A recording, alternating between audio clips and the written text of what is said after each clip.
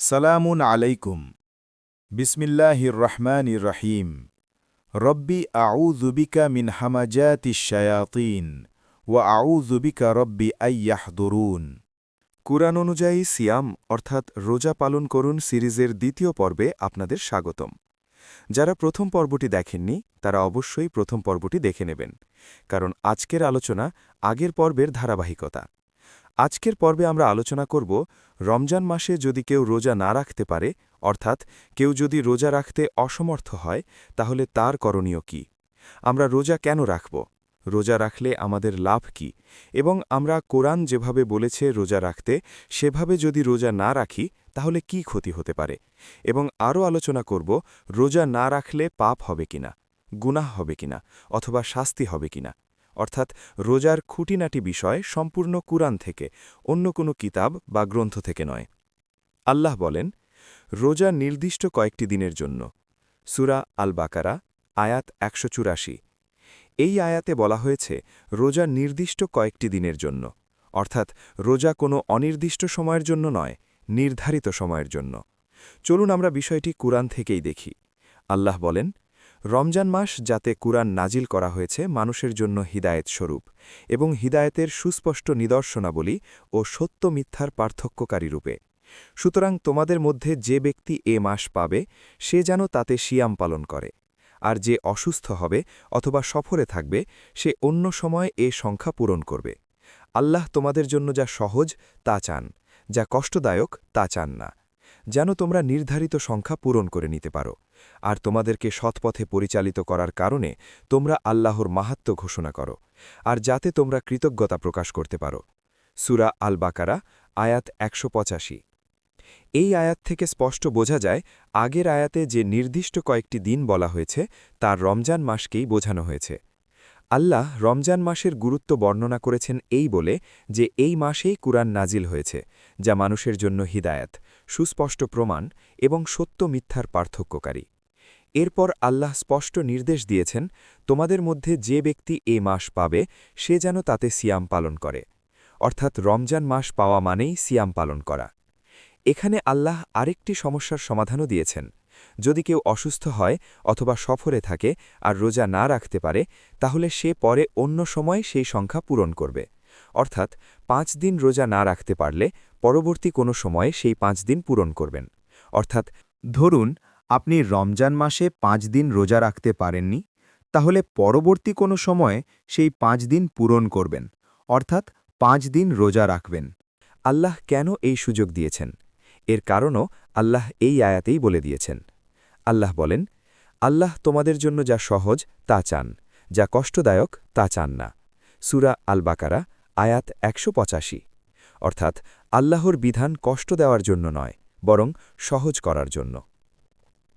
এখন আমরা আলোচনা করব যাদের জন্য রোজা রাখা অত্যন্ত কষ্টকর, অর্থাৎ কেউ যদি স্থায়ী শারীরিক সমস্যার কারণে রোজা না রাখতে পারে তাহলে তার করণীয় কি। আল্লাহ বলেন, রোজা নির্দিষ্ট কয়েকটি দিনের জন্য।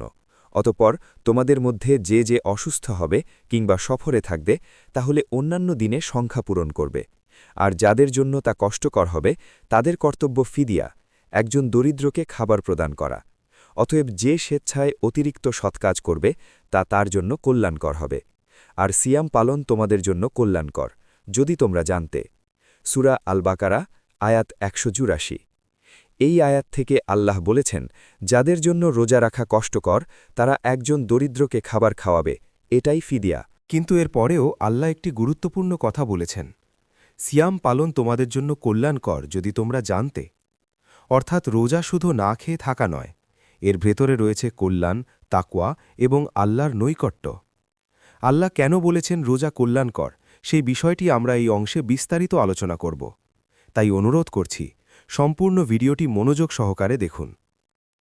নিশ্চয় মুসলিম পুরুষ ও মুসলিম নারী, মুমিন পুরুষ ও মুমিন নারী, অনুগত পুরুষ ও অনুগত নারী, সত্যবাদী পুরুষ ও সত্যবাদী নারী, ধৈর্যশীল পুরুষ ও ধৈর্যশীল নারী, বিনীত পুরুষ ও বিনীত নারী, দানশীল পুরুষ ও দানশীল নারী, রোজা পালনকারী পুরুষ ও রোজা পালনকারী নারী, যৌনাঙ্গ হিফাজতকারী পুরুষ ও যৌনাঙ্গ হিফাজতকারী নারী, আল্লাহকে অধিক স্মরণকারী পুরুষ ও আল্লাহকে অধিক স্মরণকারী নারী, তাদের জন্য আল্লাহ রেখেছেন ক্ষমা ও মহাপ্রতিদান। সূরা আল আহজাব আয়াত ৩৫। এই আয়াতে আল্লাহ মুসলিমদের কয়েকটি বৈশিষ্ট্য বর্ণনা করতে গিয়ে বলেছেন যে তাদের একটি বৈশিষ্ট্য হল যে তারা রোজাও পালন করে। অর্থাৎ আমরা যারা মুসলমান তাদের মধ্যে আয়াতে উল্লেখিত বৈশিষ্ট্যগুলো থাকার পাশাপাশি সিয়াম অর্থাৎ রোজা পালনকারীও হতে হবে। এর বিনিময়ে আল্লাহ আমাদেরকে ক্ষমা করবেন এবং পুরস্কৃত করবেন। এই আয়াতটি খুব গভীরভাবে লক্ষ্য করলে একটি বিষয় পরিষ্কার হয়ে যায়। আল্লাহ এখানে মুসলিমদের পরিচয় শুধু মুখের দাবি হিসেবে গ্রহণ করেননি, তিনি ধাপে ধাপে মুমিনদের বাস্তব বৈশিষ্ট্য বর্ণনা করেছেন। প্রথমে বলেছেন মুসলিম পুরুষ ও মুসলিম নারী, তারপর আরও এগিয়ে গিয়ে বলেছেন মুমিন, অনুগত, সত্যবাদী, ধৈর্যশীল, বিনীত, দানশীল পুরুষ ও নারী। এরপর আল্লাহ একটি নির্দিষ্ট আমলের কথা আলাদা করে উল্লেখ করেছেন, সিয়াম অর্থাৎ রোজা পালনকারী পুরুষ ও রোজা পালনকারী নারী।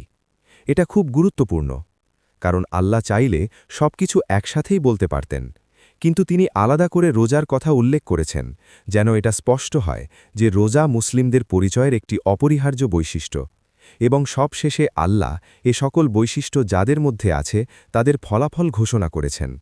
আল্লাহ বলেছেন যে তাদের জন্য আল্লাহ রেখেছেন ক্ষমা ও মহাপ্রতিদান। অর্থাৎ যারা মুসলিম বলে পরিচয় দেয় এবং এই আয়াতে উল্লেখিত বৈশিষ্ট্যগুলো বাস্তবে ধারণ করে, রোজা পালন করে, তাদের জন্য আল্লাহ নিজেই দুইটি প্রতিশ্রুতি দিয়েছেন, ক্ষমা এবং মহাপ্রতিদান। এখানে কোথাও আল্লাহ বলেননি রোজা ঐচ্ছিক অথবা শুধু ভালো কাজ, বরং রোজাকে তিনি এমন এক বৈশিষ্ট্যের মধ্যে রেখেছেন যার সাথে সরাসরি ক্ষমা ও মহাপুরস্কার যুক্ত। সুতরাং কুরআন থেকেই স্পষ্ট হল রোজা মুসলিমদের পরিচয়ের অংশ, রোজা মুমিনদের বৈশিষ্ট্য এবং রোজা আল্লাহ ক্ষমা ও প্রতিদানের পথ।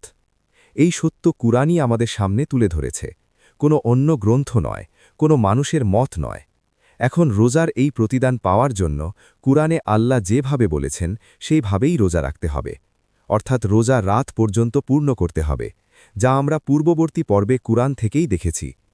আল্লাহ যখন নির্দেশ দেন রাত পর্যন্ত সিয়াম পূর্ণ করো, সূরা আল বাকারা আয়াত ১৮৭, তখন এই নির্দেশের ভেতরে কোনো ছাড়, ব্যাখ্যা বা পরিবর্তনের সুযোগ নেই, কারণ আল্লাহ নিজেই তার এই আয়াতের শেষে বলেছেন যে তিনি মানুষের জন্য তার আয়াতগুলো স্পষ্টভাবে বর্ণনা করেন।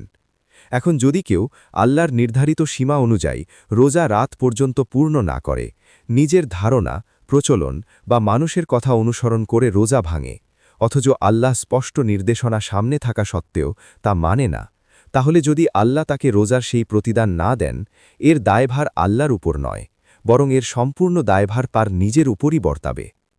কারণ আল্লাহ নির্দেশ দিয়েছেন, পথ দেখিয়েছেন, আয়াত স্পষ্ট করেছেন, এবার মানা বা না মানা মানুষের নিজের সিদ্ধান্ত। আল্লাহ কারো উপর জুলম করেন না, বরং মানুষ নিজের উপর নিজেই জুলম করে। এখন আমরা আলোচনা করব রোজা না রাখলে পাপ হবে কিনা, গুনাহ হবে কিনা, অথবা শাস্তি হবে কিনা। সংক্ষেপে বললেন না, আল্লাহ কুরআনে এমন কোনো আয়াতে সরাসরি বলেননি যে রোজা না রাখলে পাপ হবে, গুনাহ হবে বা শাস্তি দেওয়া হবে। কিন্তু একজন মুসলিম হিসেবে আমাদের দায়িত্ব হল আল্লাহর সকল হুকুম মেনে চলা। যাদের শারীরিক কোনো সমস্যা নেই তারা আল্লাহর হুকুম মেনে চলার জন্যই রোজা রাখবে, যাতে তারা তাকওয়া অবলম্বন করতে পারে। আর আল্লাহ তো আগেই বলেছেন রোজা রাখা আমাদের জন্য কল্যাণকর, এবং এর বিনিময়ে আল্লাহ আমাদেরকে ক্ষমা করবেন এবং পুরস্কৃত করবেন। তাহলে প্রশ্ন হল, এত কল্যাণ, ক্ষমা ও প্রতিদানের কথা জানার পরও আমরা রোজা কেন রাখব না? এখন কেউ যদি রোজা না রাখতে চায় তাহলে সেটা তার ব্যক্তিগত বিষয়, এতে আল্লাহর কিছু আসে যায় না, বরং সে নিজেকেই আল্লাহর ক্ষমা ও পুরস্কার থেকে বঞ্চিত করবে। সিদ্ধান্ত আপনার, জবাবদেহিও আপনার। এই ভিডিওতে আমি যা কিছু উপস্থাপন করেছি সেটা সম্পূর্ণরূপে কুরআনের আলোকে। কেউ আমার কথা অন্ধভাবে অনুসরণ করবেন না, সর্বদা নিজে কুরআন পড়ার পর এবং বোঝার পরেই অনুসরণ করুন। পরবর্তী পর্ব দেখতে চ্যানেলটি সাবস্ক্রাইব করতে ভুলবেন না। আজকের ভিডিওটি যদি আপনাদের ভালো লেগে থাকে তাহলে লাইক করুন এবং শেয়ার করুন, যাতে কুরআনের বার্তা আরও অনেকের কাছে পৌঁছাতে পারে। যারা তাদের মূল্যবান সময় ব্যয় করে সম্পূর্ণ ভিডিওটি মনোযোগ সহকারে দেখেছেন তাদের সবাইকে আন্তরিক ধন্যবাদ। আল্লাহ তাআলা আমাদের সকলকে হেদায়াত দান করুন যেন আমরা সবাই কুরআনের পথে ফিরে আসতে পারি।